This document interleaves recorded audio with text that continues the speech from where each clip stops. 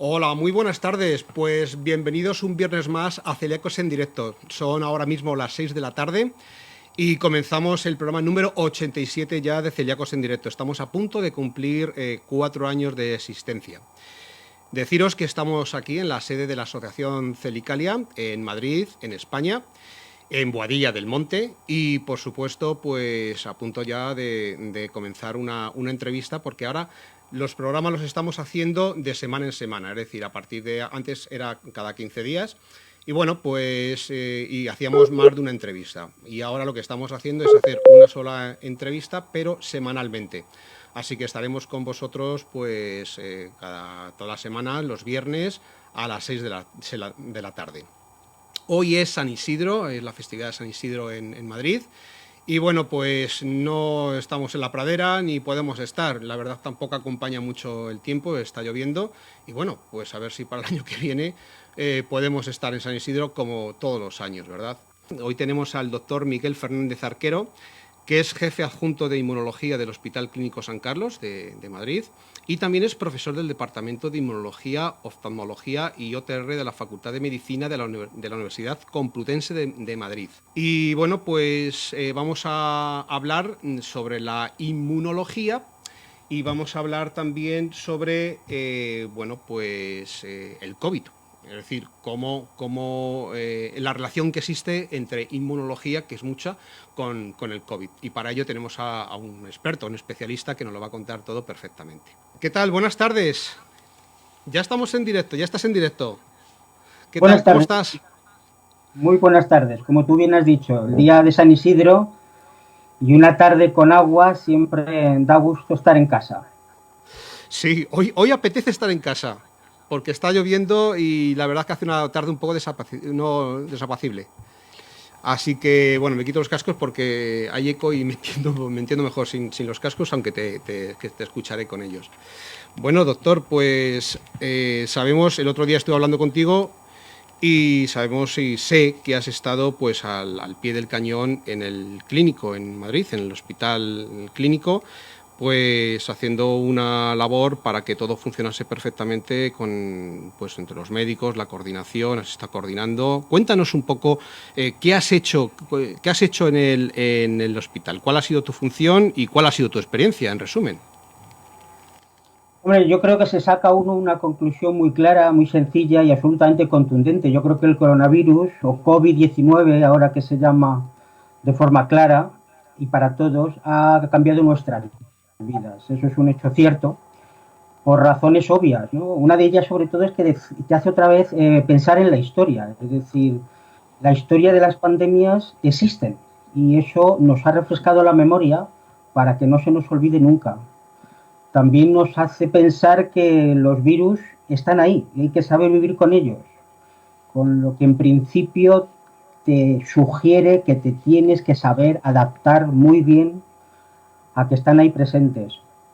Y además se ha intentado vivir de una forma intensa el concepto de la humanidad, del esfuerzo, del todos a una, de esto no es más que luchar todos los días y seguir luchando porque la cosa no se ha acabado. Todo esto, que es un esfuerzo de aprendizaje, se ha generado una línea de trabajo muy estructurada, muy organizada y con un objetivo claro, es decir, que una pandemia que tiene nombre y apellidos, no olvidemos que para entender de lo que estamos hablando de 4.400.000 personas infectadas y 400.000 muertos. Eso tiene nombre y apellidos en el mundo. Y eso hay que saberlo canalizar siempre. En un hospital, en un país, en el mundo entero. Y yo creo que ese es el trabajo arduo que se ha venido realizando en una gota o alícuota, como el Hospital Clínico, junto con otros hospitales de España que están sacando nota por el esfuerzo de los facultativos que se ha hecho en cada momento.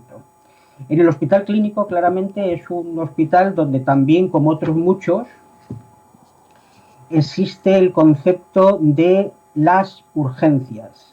Es decir, una pandemia se caracteriza porque aquello que tiene que funcionar normal deja de funcionar normal, porque hay una saturación. ¿Dónde se ven las saturaciones?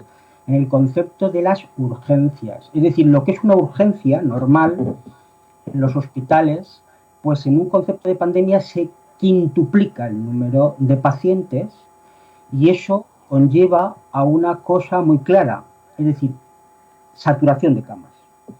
Entonces, el hospital se tiene que transformar y hacer que urgencias ahora sea casi todo el hospital, sea COVID-19, todo el hospital, para trabajar la demanda necesaria y hacer que esos pacientes que están en pasillos, que se han visto en imágenes que hay en pasillos, en camas, sí se les dé la cobertura necesaria porque algunos se ponen muy malitos. Por lo tanto, se ha visto una transformación física de un hospital y una transformación humana en un hospital. Se ha visto cómo la calidad humana y el esfuerzo que se ha realizado por parte de todos los facultativos, principalmente por los intensivistas, por los que están en la SUCI de una manera rotunda, ejemplo el Hospital de IFEMA, pues han sacado a flote con todo su esfuerzo la problemática de una saturación. Tanto es así que la gente no se le conoce, sino se le ponía hasta el nombre en la bata por detrás para intentar estar a la altura de las circunstancias y evitar contagios y ser contagiados. Es decir, es una experiencia muy grande, una experiencia que da mucha fuerza, mucha humanidad y una experiencia que hace pensar que la medicina en España sí que tiene una buena solución de problemas si se le dan los medios adecuados, porque España, que tiene nombre y apellidos, no olvidemos que hay unos 27.000 fallecidos con hasta 227.000 infecciones. Palabras mayores. Nunca ha ocurrido esto en España y nunca hemos vivido esa aglomeración de una problemática tan brutal para dar una solución muy personal, porque cada paciente es un mundo. Muy bien. Bueno, hemos visto en los informativos desde el principio prácticamente la queja de todos los sanitarios a la hora pues de pedir material como EPIs, como mascarillas. ¿Vosotros allí en el clínico habéis tenido algún problema a la hora de dotaros de este tipo de herramientas de protección contra el COVID? Todas las herramientas de protección, no es que el clínico sea especial, es decir, no han llegado tan rápido como uno quisiera. Eso es un hecho cierto y ha habido que intentar tener estrategias de adaptación para resolver los problemas. Es un hecho cierto que al menos para el tratamiento de todos los pacientes la necesidad es tener toda la cobertura necesaria para estar no expuestos, ¿no? De hecho, se ha resuelto de forma eficiente por parte de los coordinadores cuando ha habido sensaciones críticas, ¿no? O situaciones críticas. Y siempre se ha podido resolver con el gran esfuerzo de cada uno también de los expertos que estaban y de todos los intensivistas y toda la gente que ha puesto la carne en el asador, incluso no durmiendo por la noche. Hemos paliado dentro de lo que se puede algunas veces que no existan la cantidad suficiente, pero hemos salvado la situación con lo que es necesario para resolver en un momento determinado sobre los pacientes que requerían ese día, porque cada día era un mundo diferente, no se podían hacer planificaciones. Sí, me imagino que planificar en esta pandemia, sobre todo las primeras semanas, me imagino que habrá sido pues muy complicado, porque los casos se sucedían, había un aumento y realmente lo que nosotros, o por lo menos entendíamos en la televisión, nos comentaban, era el problema estaba en que las UCIs realmente se desbordaran, ¿no? De que hubiese tantos que no pudieses atender a todas las personas que estaban afectadas y iban allí. ¿Vosotros en algún momento os habéis visto desbordados? ¿Las UCIs han estado a punto de desbordarse o no? Pues las UCIs, como tienen nombre y apellidos, y una no es mejor que otra, todas hemos estado casi a punto, en concreto en el clínico no, pero ha estado también cerca, ¿no?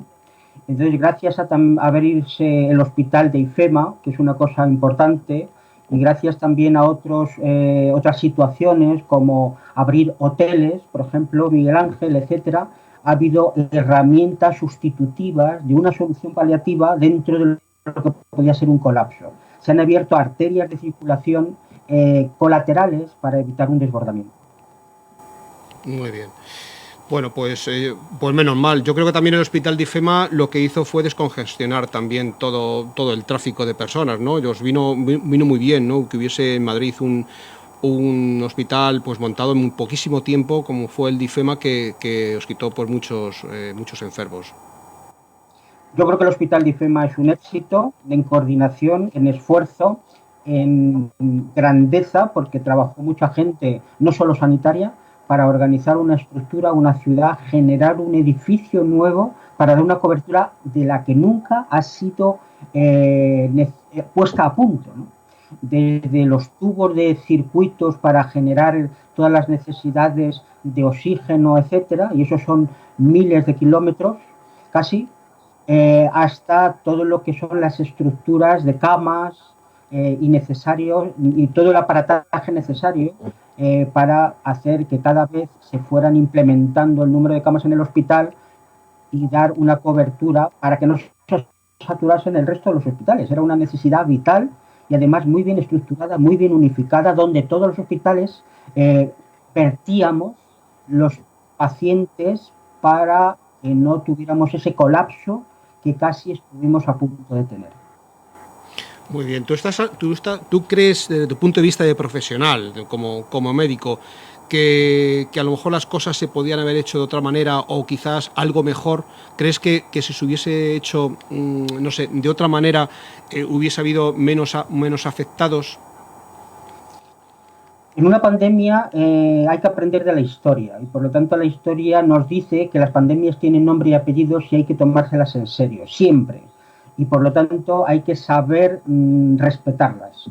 No es España sola, hay muchos países que han tenido toda esta problemática y se ha llegado no a la velocidad adecuada, ¿de acuerdo? Y ese es el concepto que nos va a hacer reflexionar para los puntos de mejora futuros, que es lo importante. Es obvio que nunca salen las cosas perfectamente, sino se deja que desear, pero sí tenemos ahora y en este momento una adaptación lo suficientemente importante para que si en un momento hay otra segunda bandada, porque es prudente que así ocurra, es un virus y va a tener otro repunte a finales de año, como una gripe, como una gripe en el sentido infeccioso, porque no tiene nada que ver con una gripe y tiene un cuadro de patología bastante diferente y en muchos casos tremendamente agresivo, pues sí nos ha hecho estar capacitados para poder dar respuestas más eficaces, más eficientes y sobre todo valorar mucho a la gente que tiene que tomar verdaderas decisiones porque son las que responden y resuelven. Y de eso estamos aprendiendo mucho. Como profesional y especialista en la materia, me imagino que habréis estudiado desde el punto de vista de la inmunología al COVID. Y bueno, ¿qué te parece este virus? Es de la especie SARS-2 y evidentemente yo creo que se va a quedar aquí. Pero desde el punto de vista de la inmunología, ¿cómo nuestro organismo, cómo nuestro sistema inmune puede luchar contra él? Este tipo de virus, un coronavirus, a diferencia de sus hermanos anteriores, tiene una capacidad infecciosa muy importante. Por ejemplo, para infectar a 1000 individuos, solo se necesitan aproximadamente un mes por parte de unas personas, ¿no? Estamos hablando, mientras que el hermano anterior, el SARS-1, necesitaba como 4 veces más de tiempo, ¿no? O sea, podemos ver que este ha implementado entre 4 y 5 veces más el capítulo infeccioso. Y ya el otro era infeccioso. Por lo tanto, la infección de este virus, que se desconocía, y ahora sí que se tiene información al respecto, hay que tenerla muy pendiente y muy presente. Y encima tenemos un añadido que aparece individuos asintomáticos. Es decir, vectores de transmisión que no son catalogables en ningún momento y no se pueden identificar. Por ello, hay dificultad frente al control de una pandemia porque no son visibles estos vectores de transmisión. Y eso indica un problema muy añadido y hay que tenerlo muy en cuenta. Como cualquier virus, ha venido para quedarse. Y como ha venido para quedarse, hay que saber convivir con él hasta que haya una vacuna. Y eso indica que hay que ser lo suficientemente serios, rigurosos, hacer estudios de aproximación, estudios personalizados para caracterizar cuáles son los vectores de transmisión, dónde se está y evitar ese contagio. Ahora estamos en una estrategia interesante, inteligente y que es la necesaria a realizar para contener la infección del virus. Es fundamental tener esto presente. El virus siempre va a ser virus y se va a transmitir de persona a persona. No va volando, va de persona a persona. Luego hay que controlar esos vectores asintomáticos. Y luego, evidentemente, para tener un control de la situación de forma personalizada, conviene hacer dos tipos de estudios. El famoso que ya todo el mundo ha escuchado, que es el de PCR, que en el fondo ese es el estudio o la técnica gold standard. Quiere decir, es el que si se tiene positivo, es que el virus ha estado en tu cuerpo sí o sí de forma clara. Porque en el fondo lo que estás estudiando es que la partícula viral, que está acantonada principalmente en mucosas, ha salido un Nature últimamente que demuestra que la partícula viral no está en sangre, está acantonada en mucosas, en la zona donde primero entra. Por lo tanto, todo lo que es capítulo nasofaríngeo y por lo tanto en la zona donde aterriza pulmones y otros órganos con estos receptores específicos para el virus. Y entonces lo que sí se sabe es que mediante esta técnica PCR tú puedes estudiar si tienes o no la copia de ese virus, que es un virus ARN. Es decir, tú puedes ver con precisión si has tenido la infección porque eres capaz de identificar a las partículas víricas y tener ese PCR positivo. Y en el momento que tienes PCR positivo es que siempre has tenido partículas víricas en el tracto nasofaríngeo o cuando se te hace la muestra. Porque se hace una muestra nasofaríngea, luego lo que se hace es amplificar al virus para obtener cantidad suficiente y detectar que su copia, concretamente del COVID-19, está presente en ese estudio genético. O sea, PCR es igual a estudio genético. Y luego existen otras técnicas que son, a raíz de lo que tú me preguntabas, un poco de la respuesta inmune, que cuando el virus ha entrado en el cuerpo de un paciente o de una persona, bien sea sintomática o asintomática, bien sea ambas, lo que sí produce generalmente es el estímulo de las defensas del cuerpo. Es decir, de alguna manera está despertando que esas defensas... son los anticuerpos. Son los anticuerpos. Entonces, los anticuerpos es la forma de responder cualquier paciente que ha tenido una infección, con sintomatología o sin sintomatología o con sintomatología leve. Y entonces lo que sí se ve es que inicialmente se producen unos anticuerpos iniciales, que son la inmunoglobulina M, la inmunoglobulina A, que son de la primera ventana de expresión cuando aparecen, y luego existen otros anticuerpos, que es la inmunoglobulina G. Entonces, que es en la segunda semana de esa infección, aproximadamente a partir del 12 días, 15 días, etc. Entonces, tenemos la opción de, en función de cuando se hace el estudio, es como hacer la foto. Si lo hago en los primeros momentos, voy a ver en esa foto solo la inmunoglobulina M o la inmunoglobulina A, en función de los kits que se utilicen. Si dejo pasar el tiempo y lo hago ya a partir de 10 días, 15 días, empiezo a ver la otra foto, la inmunoglobulina G. Es decir, son nuestros anticuerpos que nos defienden en función del estado infectivo que tengamos con respecto al virus.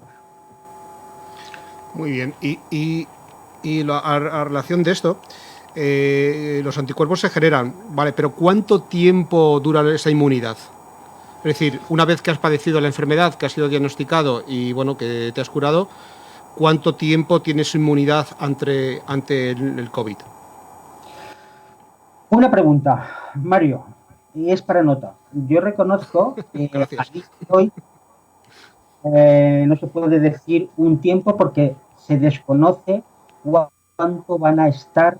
Date cuenta que es un virus, viene del capítulo, ya si la gente ha escuchado porque ha leído, de la zoonosis, es decir, de virus que tienen una transmisión de animal y pasan a humanos, y por lo tanto, como es un virus nuevo, aunque tiene similitud con otros, tiene hermanos muy parecidos, con hasta el 80 o el 90% de la homología de su ARN, es decir, muy parecidos a como son, porque vengan del murciélago o vengan de otros mamíferos, pero se conoce cómo es el virus, se conoce mucho sobre el virus, se conoce hasta la foto del virus de forma precisa, hasta su genoma, pero su respuesta inmune hay que vivirla y todavía no la hemos vivido. Por lo tanto, no podemos tener la capacidad de contestar el tiempo en el que estamos protegidos con esos anticuerpos que hemos desarrollado.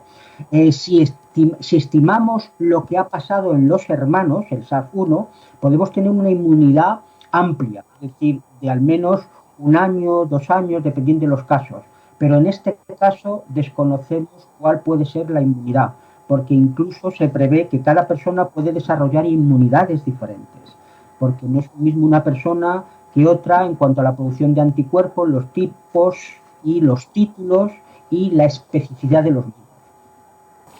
Bueno, desde tu punto de vista, y se ha hablado bastante en los medios, ¿piensas que este vídeo que podía haber sido creado o es casual? Es decir, ¿es causal o casual la existencia de este virus? Yo como científico tengo que valorar lo que hay encima de la mesa, y lo que hay encima de la mesa nos dice muy claramente que no hay ningún hecho que nos demuestre que ha sido manipulado y ha sido transformado para que se realice una contaminación y una infección como la que estamos viviendo. Si bien es cierto, es que sobre el coronavirus se estaba ya trabajando y se conocía mucho sobre él, ¿de acuerdo? También es cierto que se había visto, porque hay ahora una investigación muy potente de estudiar la posibilidad que las pandemias van existiendo con el paso de los años y por lo tanto vienen mucho de todo lo que es otros animales, y ese tipo de carga viral que hay en otros animales, el problema es cuando mutan y pasan al ser humano. Este virus en concreto ha tenido una mutación que probablemente por recombinación genética o mutaciones muy concretas ha permitido una cosa espectacular. Ha cogido la llave específica a través de una proteína suya que tiene en el exterior, una proteína, la SP1 o SP2, tipos de proteínas que hay como de espina del virus. Cuando uno ha visto en televisión esos colorcitos rojos que adornan al virus, es la forma de aterrizar tan específica que tiene en el sistema inmune y sobre todo en el tejido donde aterriza. Y ese tejido donde aterriza va a unos receptores específicos que hay en algunos tejidos concretos. Por eso existe el tejido pulmonar y todas las patologías pulmonares que sabemos, el tejido cardíaco con todas las patologías cardíacas que ya se están describiendo, el sistema nervioso central que también está ahí, el tejido renal y el tejido gastrointestinal. Son epígrafes donde el virus, o por decir, son aeropuertos donde el virus puede aterrizar de forma específica y encima lleva la llave de abrir el aeropuerto porque se aterriza sobre unos receptores que son los ECA2, es decir, estos receptores están en esas células y permiten que la puerta se abra y permite que el virus se internalice en la célula. Necesidad vital para que el virus pueda replicarse dentro y pueda producir esa lisis específica. El virus lo que solo busca es replicarse, copiarse muchas veces para tener partículas infectivas lo suficiente y seguir expandiendo. Su objetivo es la expansión. En esa expansión incontrolada, por el gran número de partículas, lo que se van a producir son muchas mutaciones en el virus. Por eso en España se ha visto que hay 17 vías diferentes por la secuenciación de su genoma que aterrizaron en su momento, con lo cual había habido 17 formas de inoculación, 17 individuos, y en España no existe el individuo cero. hay 17 vías por las que han entrado esos virus en España. Con lo cual, si eso vemos que hay 17 vías y cada persona puede infectar a 3, tenemos una expansión brutal, exponencial. A cambio de que el virus es específico porque tiene un receptor específico y porque esas mutaciones le han hecho que pueda entrar en la célula. Es como ha conseguido la mutación adecuada para que el virus sí que sea infectivo. Y entonces con la Iglesia hemos topado. Tenemos un problema. ¿Por qué? Porque claramente es un concepto muy destructivo.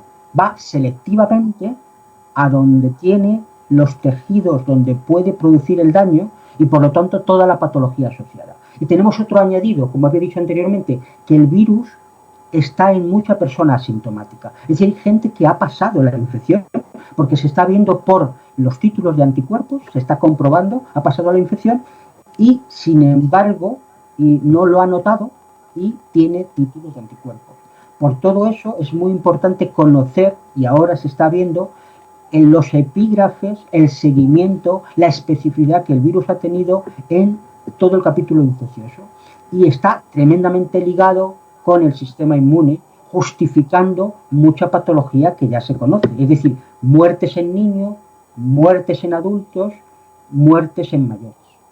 Y cada uno de los fallecimientos tienen conceptos diferentes, pero todos asociados a una especie de tormenta del sistema inmune por el que produce ese deterioro y esa enfermedad que es irreversible, porque se bloquea de una manera específica todo lo que es tejidos endoteliales específicos para llevar un buen criterio biológico en la respiración, en el músculo cardíaco, en el tejido gastrointestinal, en el tejido nervioso, que por eso se pierde hasta el apetito, en algunas personas incluso los gustos sobre las cosas, el olfato, porque tiene también una visibilidad en diana del sistema nervioso central. El virus tiene determinadas visibilidades en tejidos muy concretos y en algunos pacientes derivan una sintomatología y en otros derivan otro y en otros derivan. Ya se ha visto hasta incluso trombos específicos pues en los pies, en articulaciones, de una manera, y otra gente no tiene eso, tiene otra sintomatología y otra tiene una sintomatología muy leve. O sea que cada paciente es un mundo porque su sistema inmune está respondiendo de una forma diferente. Por eso tenemos la visión de que no se ve a que se ve muchísimo y al fallecer o fallecimiento. Entonces para entenderlo, realmente las personas que son asintomáticas, porque es curioso, hay personas que son totalmente asintomáticas, por ejemplo, cuando han hecho las pruebas a los futbolistas, han salido algunos que son positivos y estaban llevando una vida totalmente normal y se han asombrado de que fueran positivos en coronavirus. Y otras, sin embargo, les afecta tanto que fallecen. Es decir, ¿dónde está el término medio? O sea, ¿por qué a unas personas les agrede de tal manera y a otras no les hace... es que no se dan cuenta siquiera que están padeciendo el coronavirus? ¿Por qué? Buena pregunta. Vamos a ver, hay muchos porqués, pero hay cierta lógica en la que se pueden entender las diferentes respuestas que ves en los pacientes. Es decir, el asintomático probablemente está así por varias razones. A lo mejor por el número de partículas víricas con las que ha sido infectado. A lo mejor un menor número de partículas víricas no desarrolla una enfermedad tan grave y tan agresiva. Segundo, por la respuesta de su sistema inmune, que en cada persona es un mundo diferente. Y entonces eso lo que te lleva a pensar es que hay una diferente vara de respuesta y por lo tanto de conseguir ese criterio y ese éxito. En esas personas se produce una reacción de anticuerpos lo suficientemente específica, con sensibilidad y especificidad, que bloquean al virus y todo pasa desapercibido. Ese es otro concepto. Y luego también porque también para cada paciente es un mundo, porque hay gente que tiene otra serie de patologías crónicas, mientras unos no y otros sí. Y otros tienen también problemas asociados con la edad. Son conceptos que indican entornos diferentes, por lo tanto respuestas distintas. Y luego hay otro concepto, es decir, ¿por qué un niño fallece? Teniendo ese concepto de, bueno, diferente o algunos jóvenes fallecen. Bueno, parece ser también que ese contexto de respuesta inmune personalizada, es decir, cada uno de nosotros respondemos de forma diferente en función de la infección que tengamos, hay un momento que es tremendamente importante. El virus provoca el sistema inmune de una manera importantísima y salvaje. Entonces, el sistema inmune se defiende, para que todos lo entendamos, e intenta hacer que todas las células vayan allí para intentar resolver. Pero cuando va todas las células, todo el tráfico de tus defensas, está todo muy organizado, muy estructurado y con un criterio de resolver ese desborde de infección. Pero hay momentos que la infección es tal que el control de retraerse de esa respuesta efectiva, ¿no?, de defensa, no funciona. Entonces, porque hay tal activación del sistema inmune que ya no hay vuelta atrás. Y entonces, las células que van allí lo que intentan es cargarse al virus, pero a su vez producen una serie de respuestas que se llaman, lo habéis escuchado, que son interleuquinas, que son como moduladores de la actividad del sistema inmune, la forma entre que las células se comunican. Entonces producen mucha interleuquina. Y esa activación de tanta interleuquina en esa zona se tenía que cortar si el sistema inmune funciona como debe. Pero ese colapsamiento en algunas personas, en algunos niños, en algunos adolescentes, no funciona como debe, no se corta y aparece lo que se llama la tormenta de citoquinas. Y eso aparece el concepto de un shock, es decir, de una falta de control del sistema inmune para cargarse la infección, y lo que se carga es al ser humano. Es decir, es un despropósito, y por eso se le llama tormenta, que el paciente no es capaz de controlar y produce la enfermedad y la muerte en gente relativamente sana. Sí. Mira, nos contaba el otro día Susana Conde y bueno, me llamó para hacerte una pregunta, me imagino que estará viéndonos. Y bueno, ella es celíaca, como ella es celíaca, diagnosticada como celíaca ya hace años, y bueno, ha estado afectada por COVID-19. Le hicieron un primer test, dio positivo, ha estado con claros síntomas de COVID, y bueno, pues recientemente, hace unos días, se ha hecho un segundo test y ya le ha dado negativo. Pero lo curioso de la situación es que ella ha estado conviviendo normalmente con su marido y con su hija, ¿no? Y bueno, pues a ellos también le han hecho la prueba y han dado negativo. ¿Por qué? O sea, no ha habido una transmisión entonces, sabiendo que este virus, el coronavirus, es de alta transmisión. Vamos a ver, yo lo que entiendo que la prueba que le han hecho en todo momento es la prueba de PCR a los tres, entiendo, porque también hay pruebas de anticuerpos, no sé qué te habrán dicho. No, es la prueba, el test es de anticuerpos, o sea, no es una prueba rápida. Le han hecho además una prueba en sangre, una analítica, y se la han hecho a los tres y han dado negativo. Y han estado conviviendo por 2 meses, porque Susana está desde el principio, además. Vamos a ver, entonces, es que ya sabes que hay dos tipos de enfoque, la prueba un poco genética y la prueba de anticuerpos. Estamos en la segunda vertiente, la prueba de anticuerpos. Eso entonces, el concepto es el siguiente, es que ella, que lo ha tenido con sintomatología, y ellos dos no han tenido sintomatología. Como ya estamos viendo un comportamiento diferente del virus al cual hacía referencia. Gente con síntomas y gente sin síntomas. Por lo que en principio cada persona es un mundo. En ella ha habido anticuerpos positivos, es decir, que de alguna manera ha habido una respuesta específica al virus por habérselo encontrado en su cuerpo, y eso es una respuesta clara y contundente. ¿Qué pasa que ha salido negativo en su hijo y en su marido? Pues muy probablemente hay que saber cuándo se le ha hecho esa determinación, y lo digo por lo siguiente. Ha salido una última publicación del Nature que se dice que lo que incluso se preveía que era una respuesta de anticuerpos cercana, rápida, es decir, en los primeros días, 7 días, 10 días, la inmunoglobulina M, y en los 12, 15 días la inmunoglobulina G, pues ahora empiezan a aparecer los primeros anticuerpos a partir de los 20 y tantos días. Es decir, hay un retraso de la producción de anticuerpos. O sea, que muy probablemente pueda estar en esa línea, en una producción tardía de los anticuerpos frente al virus. Y es entendido que esa respuesta tardía no significa que no lo hayan tenido, sino significa que su respuesta inmunológica no es la misma que ella ha tenido.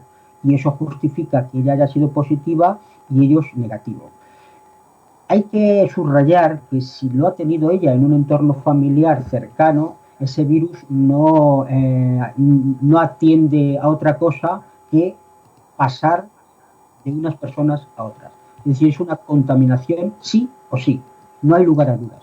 Y entonces, como no hay lugar a dudas, se tiene que ver claramente que en algún momento la aparición de anticuerpos debe existir tanto en su marido como en su hijo.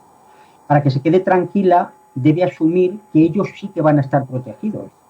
Por una razón, porque han tenido una infección directa dentro del entorno familiar. Entonces, indistintamente de si no tienen anticuerpos, habría que pensar que sí van a tenerlos en un futuro y van a estar protegidos. Otra cosa es hasta cuándo van a estar protegidos. Pero el sistema inmune no diferencia entre una cosa y otra. Sabe que es un virus y va a actuar de forma directa, de forma personalizada y produciendo una batería, que no solo hay una estimulación y se producen anticuerpos, también hay una estimulación específica del sistema inmune, pues natural killer, macrófagos, una serie de células que tienen nombres raros que justifican unas defensas a la carta y hacen que el virus no pase a determinados órganos para producir patologías agresivas y los bloquean en ese momento en la zona de mucosa y ya no pasa a ser un problema mayor. Uh-huh. Y una persona que haya tenido pues una sintomatología leve también ha generado anticuerpos. Sí, la sintomatología es independiente de lo que el sistema inmune va a hacer. El sistema inmune, siempre que ve algo extraño, va a responder de forma personalizada generando los primeros guardias de respuesta, que son los anticuerpos. Y además se van a generar células memoria, es decir, que el hecho de que ahora se produzcan y se produzcan de forma específica te permite tener células de memoria por si en algún momento vuelven otra vez a ver el virus, porque el virus, he dicho desde el principio, que ha venido para quedarse. Mientras no haya una vacuna, el virus ha venido para quedarse. Y ha venido para quedarse y dependiendo de la época se va a ver más la cara o se va a ver menos la cara, pero eso es un hecho cierto. Por lo tanto, que haya menos sintomatología o haya sintomatología leve, quiere decir que en todo momento la respuesta inmune va a estar presente y va a ser una especie de respuesta a la carta independientemente de una sintomatología u otra. Por eso existe toda la variación, porque existe que cada persona es un mundo y existe que hay respuestas personalizadas desde el punto de vista del sistema inmune y eso indica que hay un comodín a la carta que cada persona tiene para adaptarse mejor a una respuesta específica y bloquear al virus. Pero el objetivo del sistema inmune no es bloquearlo, es encima generar células de memoria para cuando venga otra vez otra dosis recuerdo, que vendrá cuando finalice o en las proximidades del otoño o invierno, pues por lo menos encontrarnos no tan desprotegidos, sino con una respuesta mucho más específica. Date cuenta que en el momento actual este virus no está controlado. Los últimos estudios que se han hecho, el control de estos estudios que se han hecho de cero prevalencia, reflejan que hay un 5% de infección, que se ha encontrado un 5% de infección, pongamos entre un 5 y un 10%. Para nosotros tener protección en nuestra sociedad necesitamos el concepto del grupo o de rebaño, tenemos que tener infecciones del 60%. Si no tenemos esas infecciones, no estamos nada protegidos. El concepto del rebaño o grupo es como estoy protegido ya, bueno, me olvido un poco porque entre todos me protegen, ya que la infección está tan expandida. No es el caso. Por lo tanto, hay que tomarse las cosas muy en serio. Y las cosas muy en serio significa bloquear al virus con barreras de forma específica. Porque tanto seas asintomático como sintomático leve, eres capaz de desarrollar la enfermedad. Y una cosa que no sabemos es qué cuadro nos deja la enfermedad en un futuro. Todavía eso lo desconocemos. Puede haber órganos afectados que se puedan luego manifestar de una forma clara, generando cronicidad en patología. Y yo creo que eso hay que tenerlo muy en cuenta. Igual que sabemos que es un virus, tenemos que pensar que ha venido para quedarse y tenemos que pensar que hemos venido nosotros para hacerle la vida imposible. Y por favor, se necesita mucha concienciación. No es una broma. La mejor manera de combatirlo es que no pase de un individuo a otro. Y eso hay que tomárselo en serio. De bromas ninguna, porque cuando tengamos una vacuna podemos estar en otra etapa. Pero en este momento la etapa es evitar que el virus pase de unas personas a otras. Con higiene, con protección de barrera como mascarillas, con evitar que gente que parece que no tiene la enfermedad y que parece que es sana, no significa que no sea un vector, por todo lo que estoy diciendo. Es decir, hay que preservarnos para nosotros y para los demás. Efectivamente, yo estoy totalmente de acuerdo. Yo me imagino que se te pusieron, vamos, los pelos de punta, ¿no? Cuando vistes tanta gente saliendo a las calles, las imágenes de la televisión, intentando coger en aquellas provincias que ya están en fase 1, pues una mesa a toda costa en un restaurante o en un bar, en una terraza. Y eso, desde luego, pues me imagino que a vosotros, como a ti, como profesional, y a todos los médicos que vieron esas imágenes, pues de verdad yo creo que se echaron las manos a la cabeza, ¿no? Hombre, yo quiero ser optimista, creo que la mayoría gana la minoría. A veces las imágenes en televisión son muy sesgadas, es como si yo quiero hacer una foto por la ventana cuando pasa una persona con cabello rubio. Y digo, mira, ¿cuántas personas con cabello rubio hay en Madrid o en mi zona? Es un poco también capítulo periodístico, pero sí yo llamaría la atención de que al menos la gente reflexionara. No es una broma, nunca ha habido un confinamiento. Las cosas son de palabras mayores. Hay que resolverlo no una persona, hay que resolverlo entre todos, como hablaba anteriormente con el concepto rebaño y las defensas del cuerpo. Esto no se lo resuelve porque uno se lo tome muy a rajatabla, nos lo tenemos que tomar a rajatabla todos. Y todo significa cuidado, que mi infección puede producir que mi abuela muera, que mi infección puede producir que mi madre tenga una patología crónica de por vida, que mi infección puede producir que mi hijo fallezca, o que el hermano tenga un problema mayor. Que no es que yo no me contagie, sino es que tú puedes hacer que otras personas realmente lo pasen mal. Y cuando uno vea el problema ese y vea que, por ejemplo, la SUCI, el tiempo que se tarda en vestirse una persona para no contagiarse por imprudencias, son palabras mayores. ¿Por qué? Porque yo creo que aquí hay que estar concienciados todos. La sanidad es de todos. La calidad de vida es de todos. Yo entiendo que uno tenga necesidad de hidratarse tomándose una cerveza, etcétera. Pero lo que tiene que ser es consciente.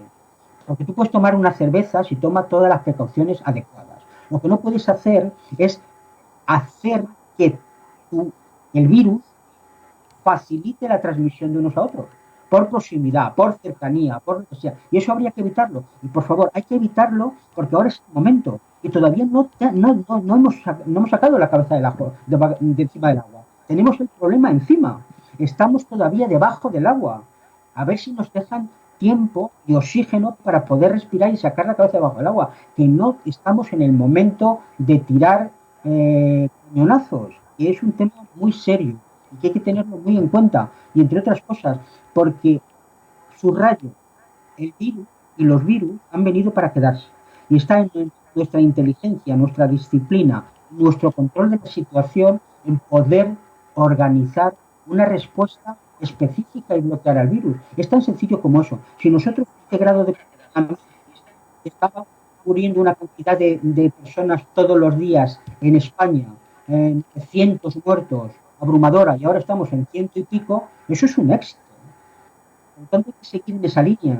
Y eso es un éxito que nos lo están demostrando otros países cuyo confinamiento ha permitido que prácticamente la incidencia ha sido baja y hay muy pocas muertes. Pues sí, estoy de acuerdo contigo. La verdad es que sí. Bueno, ¿y la vacuna? ¿Siempre o existe algún tratamiento, algún tipo de fármaco que puede paliar el virus, que puede luchar contra él antes de que llegue la vacuna? O si no es así, porque yo sé que se han hecho algunas pruebas, pero bueno, no sé la fiabilidad que están teniendo. Y la vacuna parece ser que es la solución a todo. ¿Pero para cuándo? Pues es que hay dos capítulos de aproximar el problema. Hay uno que es el farmacológico, es decir, cómo algunos compuestos que ya se conocían, que lo tienen algunas farmacéuticas, llevarlos a cabo por si eso pudiera producir un bloqueo en la infección. Se me ocurre el capítulo de antivirales, se me ocurre el capítulo de otros fármacos como hidroxicloroquina, etcétera. Eso se está en estudio a ver si se puede paliar que la infección no sea tan agresiva o que no produzca las patologías que produce una vez que ya se ha realizado la infección. Y la vacuna es otro punto de vista totalmente diferente. Estos son fármacos un poco específicos a respuesta ya que tienes la infección. Pero la vacuna iría en la línea a preservar la infección. Eso es otro concepto totalmente diferente y una vacuna para llegar a esas condiciones tiene que pasar una serie de fases establecidas. Y siempre hay un protocolo porque primero se ve en animales, en el laboratorio, en animales de experimentación y luego pasa a humanos. Y tiene que tener ese control para que no haya sorpresa. Y eso estamos hablando, en el mejor de los casos, de un año, para que sepamos de qué hablamos. Es cierto que van muy avanzadas, hay unas vacunas que se están haciendo sobre virus modificados, hay otras vacunas que se están haciendo sobre inocular el ARN de ese virus. Entonces, ese concepto de vacuna, que ya veremos cómo funciona, habría que esperar para saber un poco la respuesta específica. Y hay otras vacunas que se dan con las proteínas del virus que están produciendo la estimulación del sistema inmune. Todo ese conjunto de variedades de respuesta para ver cuál es la mejor, lo tenemos que esperar a finales de año a ver entre todas cuál van resolviendo mejor la problemática de evitar contagios. Ojo, vacuna, evitar contagios. Pero estamos ahora en la faceta de infección, evitar complicaciones y problemas mayores. Por tanto, cronicidad de la patología o muerte. No nos olvidemos. Y no distingue. Sí que es cierto que existe una mayor probabilidad de fallecidos en gente mayor a partir de 65 años porque hay otra serie de problemas añadidos. Pero también se ha dado en jóvenes y en niños, aunque en mucho menor grado. Mira, te quería también comentar, una pregunta de Begoña Herrero. Dice, creo que se refiere a los test. Dice, los de los análisis de sangre, los test que hemos estado comentando, siempre tienen los linfocitos altos, serían más propensos a que les pasase lo de la tormenta de citoquinas al tener más altas las defensas. Es una pregunta, perdona. Dice, te lo voy a decir tal como lo ha escrito. Dice, pero vamos, la voy a modificar un poquito. Dice, los que en los análisis de sangre siempre tienen los linfocitos altos, ¿serían más propensos a que les pasase lo de la tormenta de citoquinas al tener más altas las defensas? Pues gracias, Begoña, por la pregunta y te cuento. La tormenta de citoquinas no es una cosa frecuente, es bastante infrecuente, pero cuando ocurre es demoledora, ¿de acuerdo? No está asociado a linfocitos altos ni linfocitos bajos, está asociado a respuestas inmunes personalizadas en cada uno de los pacientes. Por lo que en principio hay que tener eso muy en cuenta y no tiene nada que ver con una analítica de cantidad de células. Si bien es cierto que todavía no se sabe por qué se produce, sí se sabe por qué se produce, pero no se sabe cómo controlar esta tormenta de citoquinas y en algunos casos, algunos fármacos podrían bloquear, que es lo que se está viendo, que eso no ocurra para que no vaya a un problema mayor. Y es bloqueando etapas del virus para que no estimule de forma tan fuerte al sistema inmune. De acuerdo, pues ya te hemos contestado, ya ha contestado el doctor Begoña. Y otra pregunta que te quería comentar es sobre los niños. Si la tengo por aquí. Los niños. Parece ser que siempre se pensó o se ha pensado más que afecta más a los adultos a partir de 65 años, además con alguna patología que tienen. Y los niños están un tanto exentos, o por lo menos no ha habido tantos casos. Ahora parece ser que sí, que afecta bastante a los niños y que realmente están apareciendo más casos que anteriormente en las últimas semanas. Una pregunta, ¿es igual el sistema inmune de un niño a un adulto desde el punto de vista de esa capacidad de reacción frente al COVID? Buena pregunta, Mario, te cuento. La idea es la siguiente, vamos a ver. La infección, como ya he dicho anteriormente, produce más problemas en gente mayor a partir de 65 años. y en muchos menos casos en gente menor y prácticamente despreciable, aunque se ha demostrado que ha habido infecciones en niños. Y la pregunta clave es ¿por qué? Y el por qué probablemente está en la línea de que tiene un sistema inmune muy diferente. No se conoce de forma precisa cuál es la causa, pero sí se puede apuntar en función de los últimos trabajos en la literatura científica que existe el receptor que el virus necesita para entrar en la célula. Es un receptor específico que es el ECA2 y eso indica que si se tiene puede entrar. Concretamente este receptor está sintetizado o formado por un gen del cromosoma X. Eso puede justificar que haya más casos de hombres que de mujeres, porque difiere el número de receptores que hay en el ambiente facilitador para que el virus entre en la célula. Y entonces parece que en esa línea de cantidad de receptor puede estar la pregunta a la que tú haces referencia.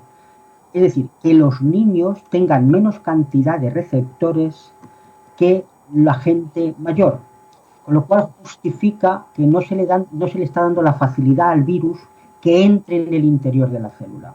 Y eso justificaría que haya menos casos y que los casos sean menos agresivos en los niños, que solo sean vectores, pero prácticamente no tengan sintomatología y menos cuadros agresivos. Esa sería una justificación que ahora mismo está presente en la literatura científica. Y luego hay otra añadida a todo esto, y es que probablemente ese concepto de mayor o menor es porque se ha descubierto que hay mutaciones que pueden potenciar la mayor expresión de este receptor.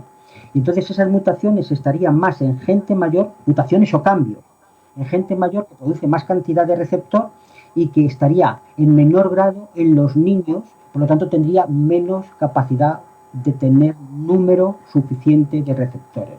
Y esa cantidad de número ya estaría regulada un poco genéticamente, es decir, en función de eso tendríamos una fórmula de sesgar patología, muy agresiva en unos y prácticamente inexistente en otros. Y por lo tanto también enfermedad, fallecimiento, que lo digan a la residencia de ancianos, frente a simplemente problemas menores en los niños.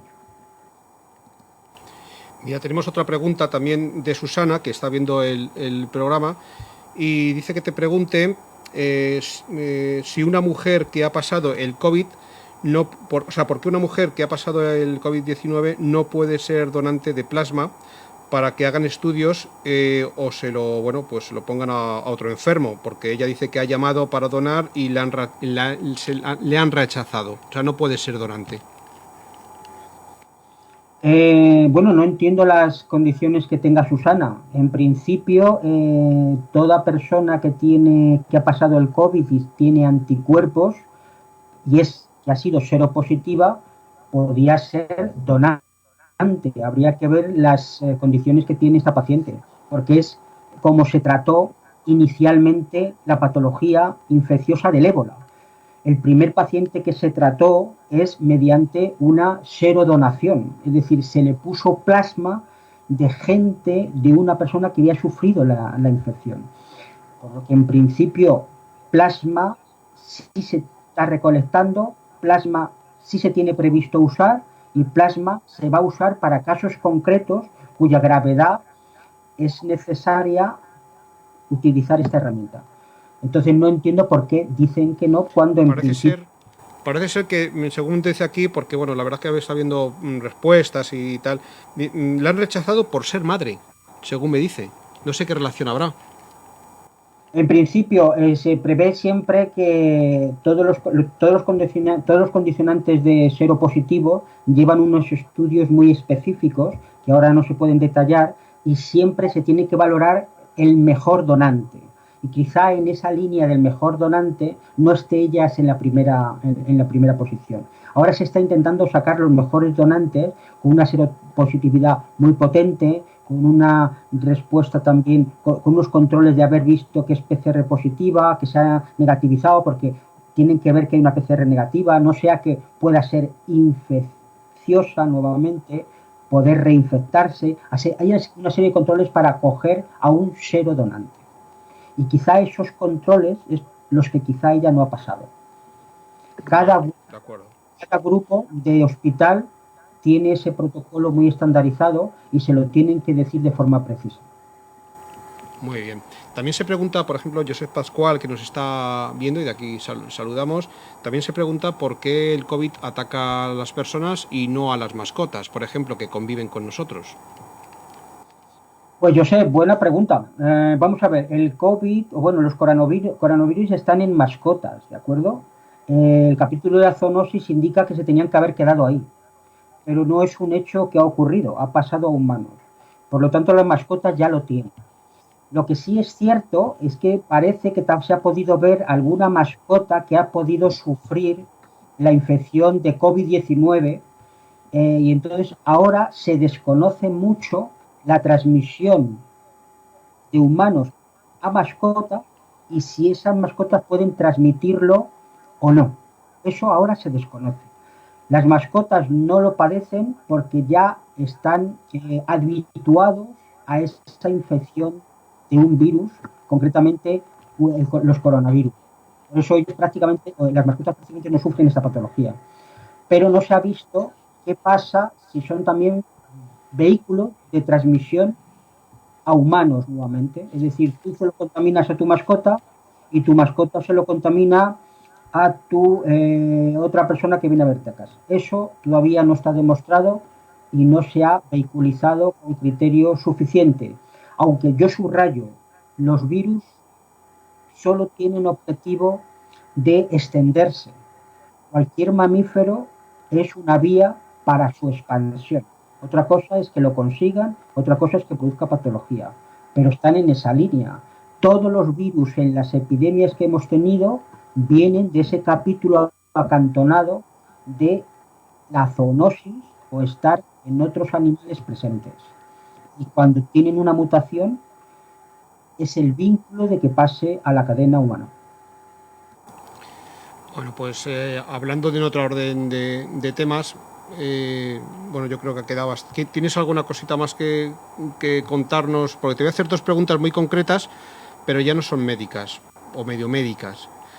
Entonces, en cuanto al cómo combate el sistema inmune al coronavirus, ¿tienes que comentar algo que a lo mejor a mí se me haya quedado en el tintero? Vamos a ver, el sistema inmune, y se está trabajando ahora mucho, para entender muy bien cuál es la respuesta personalizada que se está desarrollando, no de forma general, sino específica en cada uno de los pacientes. Es un hecho cierto que se ha descubierto que estos receptores que están tan dispersos en el cuerpo son tan específicos del virus como es la barrera facilitadora de que este virus sea un candidato de dar dolores de cabeza. Primero por su infección, es decir, la infectividad que tiene de contaminando a 3 personas, ese concepto que habéis leído R3, uno pasa a 3 y significa que en 10 generaciones ha contaminado una persona a 60.000 individuos. Eso es muy poderoso y luego que indica que tiene la llave de entrar en núcleos específicos en el cuerpo para producir patología muy grave. Entonces el sistema inmune, que está adaptado a cualquier virus que entra o agente externo que entra, ha desarrollado actividades muy precisas y ahora se conoce mucho de la capacidad que tiene el sistema inmune para ya bloquear en el momento que toma la iniciativa de entrar en el cuerpo a través de las mucosas. Es la primera barrera de protección. Y ahora sí se ha visto cómo determinadas células producen cosas muy específicas, que es lo que se está estudiando, tan específicas que son capaces de estimularse entre ellas de forma coordinada y hacen un tipo de ejército de estructura organizada, de respuesta específica frente al virus y frente a los epítopos, o lo que es lo mismo, frente a esos antígenos específicos que tiene el virus y que no tiene otro virus, no tiene su hermano el SARS-1, sino este y en concreto, por su variabilidad. Y se ha visto que ese contexto de orquesta organizada de respuesta específica va en una línea de producción de interleuquinas muy claras, tipo IL-6. De hecho, ahora se están viendo que determinados tratamientos bloqueando la interleuquina 6 pueden producir una mejora, tipo de interleuquina 1. Son interlocutores que se está viendo la importancia que tiene en este tipo de infecciones que antes se desconocían. Y además se está viendo cómo el control de los macrófagos, que son otro tipo de células, son muy importantes porque son los responsables de que se genere otro concepto que ha aparecido científicamente, que es la tormenta de citoquinas. Y eso hay que evitarlo, porque es lo que claramente te lleva a una muerte si eso no se controla. Se está viendo específicamente en la respuesta inmune bloquear esa tormenta de interleuquinas. Y es bloquear a ese macrófago que produzca moléculas de activación, que produzca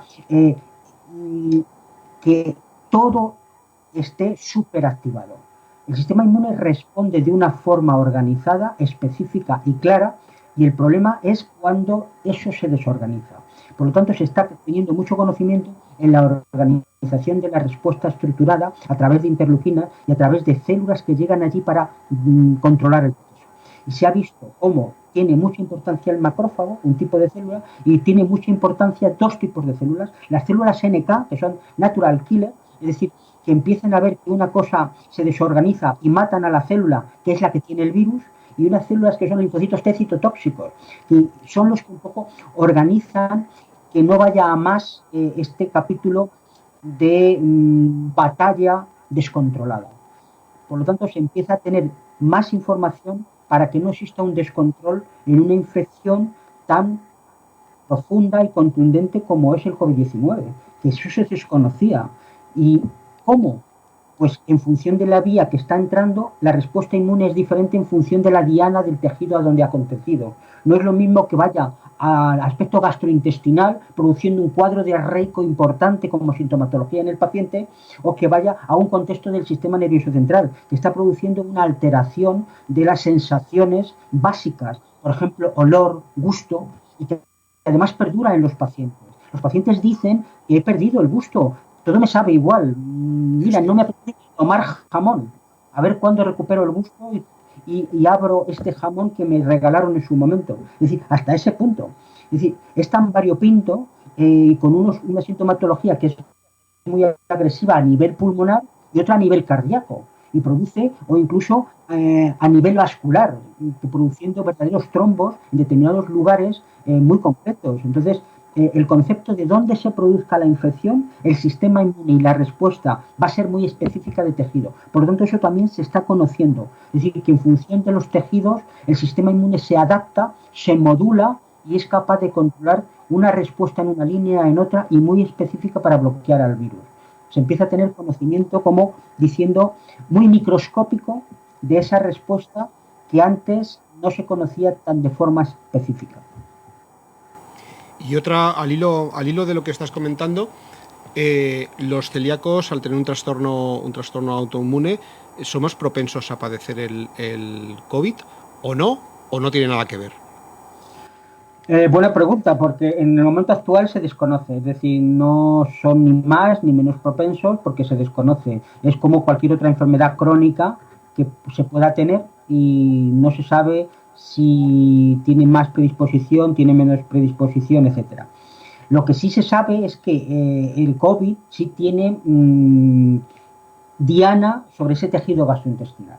Entonces van a producir cuadros diarreicos que también el celíaco está acostumbrado cuando no tiene la alimentación adecuada o ha hecho una transgresión de dieta. Pero no deja de ser sintomatología de estar familiarizado con la sintomatología gastrointestinal. Pero no se ha demostrado nada que el COVID el celíaco sea más vulnerable a la infección por este virus que otro. Por ejemplo, se me ocurre que el diabético, etcétera. Lo que sí se sabe es que determinadas enfermedades crónicas facilitan a que el virus se porte peor en el cuerpo por la cronicidad de las enfermedades y por lo tanto por tener mayor control de esa cronicidad. Pero el celíaco, que tiene una ventaja y es dejo de comer el gluten, por lo tanto no tengo respuesta agresiva a nivel intestinal y es mi medicina el no comer gluten, pues tiene un sistema gastrointestinal adecuado porque ha tolerizado una dieta de respuesta óptima para no tener patología. Es la enfermedad que tiene un mejor beneficio. dejo de tomar lo que me provoca el problema y dejo de tener el problema. Bueno, pues una otra pregunta que te quería comentar es que, bueno, hoy hemos sabido, bueno, ya lleva tiempo la Comunidad de Madrid intentando estar en la fase 1 y hoy, bueno, pues han tomado una decisión salomónica y lo han dejado en la fase 0,5, que no es ni una cosa, ni es la 0 ni es la 1. Tú, desde tu punto de vista como profesional de la salud, ¿piensas que la Comunidad de Madrid está preparada para pasar de fase? Vamos a ver, a mí lo que más me interesa es que el virus no se extienda. Eso es el objetivo número uno. Y luego intentar acompasarlo con el capítulo económico. Yo creo que son dos estrategias que, si se saben llevar, es el éxito. Yo creo que toda autoridad en este momento está en esa línea. No es que se haga mejor o peor, sino está en la línea de llegar a ese punto de encuentro. Yo creo que entre la 0,5 y la 1 hay poca diferencia. Es decir, son matices quizá de regla interna que de realidad sobre el momento. Solo existe el otro capítulo, y es que la 1 permite ir a visitar a familiares y hacer un poco tertulias o ver a gente, hasta 10 personas en otro sitio. Yo creo que es lo que se ha querido evitar. Pero en mi criterio, la Comunidad de Madrid podría perfectamente pasar a la fase 1. Entre otras cosas porque entre 0,5 y 1 es un poco... Hay poca diferencia. El terreno intermedio, y lo que nos está diciendo es que en poco tiempo vamos a pasar a la fase 1, vamos a tener un poco de paciencia. Pero yo no soy el experto en tomar este tipo de decisiones, solo sé que hay que tomarlas de forma con mucha cautela, con mucha precisión, con mucho saber a qué riesgo nos estamos metiendo, y que desde luego cuando se abra a la fase 1, porque son matices mínimos, que todo el mundo sepamos y sigamos haciendo lo que hasta ahora hemos hecho. Que tenemos que seguir, que estamos haciendo. Eso es fundamental. Es decir, nosotros tenemos que seguir en la misma línea. Es decir, la prevención, evitar, porque salir no significa ya sin mascarilla, hay que salir con el mismo control. A mí me da igual que la gente salga a tomar una cerveza que no salga. Si ambas cosas van protegidas, no es un problema. El problema es que cuando salen tienen que tener las normas claras, la distancia en más o menos 2 metros, porque es un virus que se transmite en esa sensación de gota gorda, de 5 micras. Es decir, que la expansión debe tener, en una distancia ya no hace que el virus se transmita, que no haya ese contacto. Por lo tanto, de evitar todo eso es el éxito. Me da igual fase 1 que 0,5. Si en 0,5 no hacemos eso, es como fase 1 si lo hacemos. Es decir, que al final es un problema. Yo creo que hay que intentar preservar siempre las normas básicas. Y para mí sería prudente que la Comunidad de Madrid pues pasase a fase 1. Muy bien. Bueno, hay una cosa que está clara, y es que estamos en las fases de desescalada pues para volver a esa normalidad que teníamos pues hace unos meses, ¿verdad? Pero claro, se puede dar el caso que vayamos para atrás, es decir, que empiecen a aumentar el número de afectados, el número también de fallecidos, y tengamos que volver hacia atrás, es decir, a un confinamiento. ¿Tú ves que esto puede ser factible si no nos tomamos las cosas en serio y conseguimos que esas normativas de estar 2 metros separados, de no vernos mucho, es decir, de confinarnos y no tratar de hacer trampas, ir a los bares y volver a ver a los amigos y tal? Es decir, ¿ves factible que podamos ir hacia atrás? Hombre, yo lo que confío mucho es que la gente sea lo suficiente sensata, porque lo que hay encima de la mesa es que el estudio de seroprevalencia existe el 5% de la infección. Pongamos que sea entre un 5 y un 10%, porque en función de las comunidades ya sabéis que se están obteniendo resultados diferentes. Parece que Cuenca y Soria han tenido índices diferentes a la zona de Murcia y otros. Quiere decir, hay una seroprevalencia diferente en función de las comunidades, pero una cosa que nos está llamando la atención es que hay poca infección. Es decir, no se ha infectado el suficiente número de gente. Eso significa que si no te has infectado, tienes riesgo de infectarte. Por lo que en principio tendrías que tener y preservar las mismas cautelas hasta que haya una vacuna o un medicamento que bloquee definitivamente al virus de una forma importante. Yo quiero entender que no vayamos en retroceso, pero también es cierto que si los datos objetivables que tenemos en este momento indican el aumento, la mortalidad de una manera contundente, si estamos ahora en 100 y pico, pasar ya a 3 veces más, pues alguna decisión se puede tomar en ese sentido. Pero no solo España, lo han dicho todos. Mira, también ha pasado en Alemania, que hay también un pequeño repunte, que se piensa que, es decir, todas las naciones tienen su objetivo de intentar que no existan repuntes o que no existan repuntes estadísticamente significativos. Y ese es un objetivo que no es de nadie, sino de nosotros. Va a depender de no volver atrás si hacemos las cosas bien. Porque si no, vamos a volver atrás. Y desde luego, el confinamiento, los meses de confinamiento, si no nos han hecho reflexionar, creo que tenemos un problema importante en nuestra sociedad. Yo quiero entender que no va a haber retroceso y quiero entender que la gente es lo suficientemente sensata para no hacer que el virus otra vez pase a estar a sus anchas. Es decir, haga lo que viene haciendo un virus, expandirse. Subrayo, tenemos que saber convivir con el virus, por favor. El virus no ha desaparecido. El virus estará con nosotros largo tiempo. Vamos a esperar a una vacuna. Entre tanto, el virus está en nuestro entorno, señores. Que usted está bien que se tome una cerveza, pero tómesela con medidas concretas. Y ahora me da la impresión que sí hay una mentalización de que estamos en una línea de todos a una. Y eso es lo que subrayo, por favor, todos a una. No es cuestión de una persona, es cuestión de todos. Una persona que no tiene los controles adecuados está infectando a 3 individuos. En 10 generaciones puede infectar a 60.000.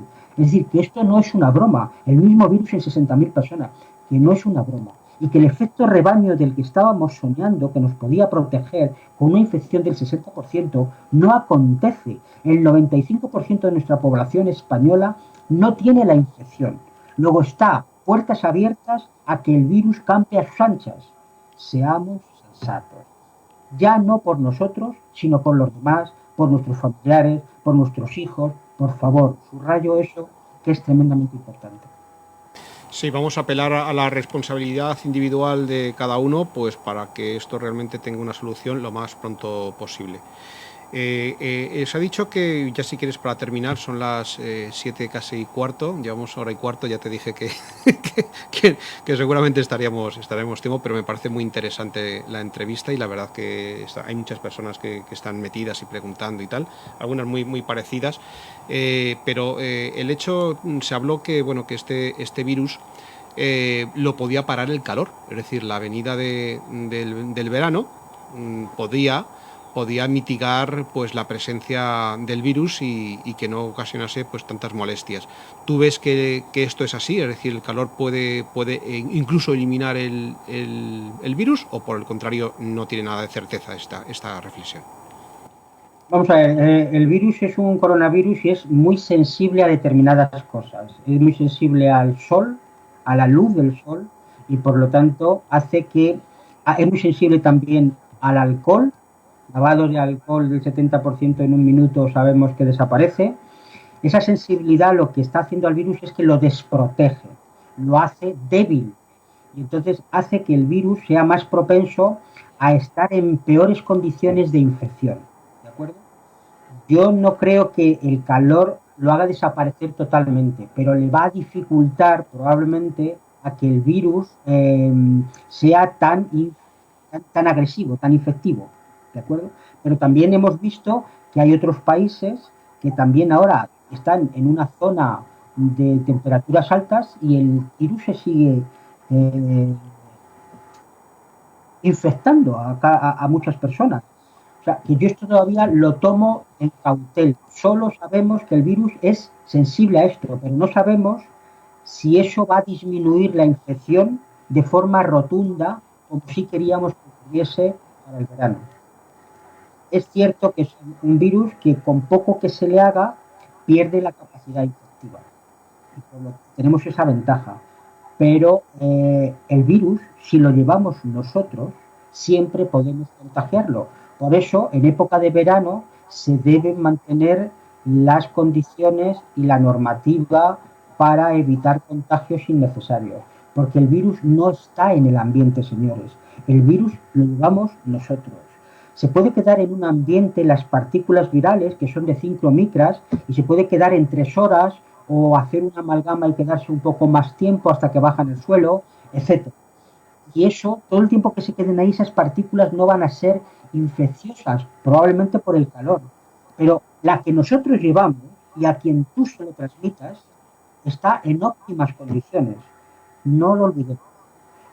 Yo digo que el calor puede afectar al virus, sí y solo sí, está fuera. Pero el virus que nos infecta a nosotros es el que tenemos todos dentro. Por lo tanto, broma con el verano y puntos de mejora vamos a esperar. Muy bien. Pues bueno, si te parece bien, con esta reflexión damos por finalizada la entrevista, salvo que tengas que puntualizar algo muy, muy concreto. Nada, que muchas gracias por la entrevista, Mario, que simplemente abrir la línea de más de lo mismo que todos sabemos, y es la línea de que las cosas no las hacen uno, las hacen los panaderos, las hacen los repartidores, las hacen las vendedoras de los grandes, de los supermercados, no solo el personal sanitario, quiero decir, las hacen los bomberos, las hace la policía, es decir, la sociedad nuestra funciona porque somos así, es decir, funciona porque damos una estructura de equilibrio, de respuesta organizada y de sensatez en todo momento. Que se haya focalizado a los sanitarios, no somos el único grupo, y yo creo que esto hay que subrayarlo. Las hace las señoras de la limpieza, es decir, las hace tanta gente encima de la mesa que ese esfuerzo es fundamental tenerlo en cuenta, porque yo creo que sin eso no se puede funcionar bien, y eso te lleva a decir, oye, qué suerte que tenemos la sociedad que tenemos y que estamos aquí porque todos apoyamos el hombro. Sí, la verdad que estas situaciones extremas nos ha llevado pues las imágenes de limpiadoras, de personal de mantenimiento, de bueno pues de oficios que no son muy agradables y que estaban pues denostados, y ahora hemos visto la gran importancia que tienen también estas personas a la hora de combatir el virus.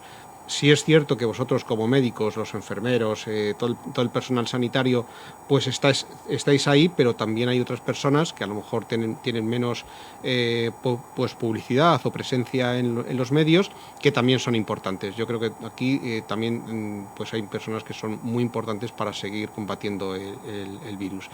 Pues te doy las gracias, muchísimas gracias por la entrevista, muchísimas gracias por ofrecerte a estar un ratito esta tarde, hoy en el día de San Isidro, que es festivo, y nada, pues hasta la próxima, a seguir combatiendo, cuídate mucho, y esperemos en otra ocasión pues dar buenas noticias a la audiencia diciendo que bueno, que esto se ha acabado o que van las cosas mucho mejor, con lo cual será pues el principio de la normalidad tan buscada y tan deseada. Pues muchas gracias, Mario, y un abrazo a la audiencia y gracias por todo. Bueno, pues daros las gracias por estar ahí en el programa. Ha sido un placer contactar con el doctor Miguel Fernández Arquero, que como os digo es jefe adjunto de inmunología del Hospital Clínico San Carlos. Y bueno, el otro día estuve hablando con él y bueno, nos ha parecido muy bien hablar de ese tema, de la relación que existe entre inmunología y COVID-19. Así que nada, para los que vivís aquí en Madrid, bueno, pues desearos un feliz día de San Isidro, y nos vemos el próximo viernes con un nuevo invitado y un nuevo programa. Así que muchas gracias por estar ahí y que tengáis un feliz fin de semana. Gracias.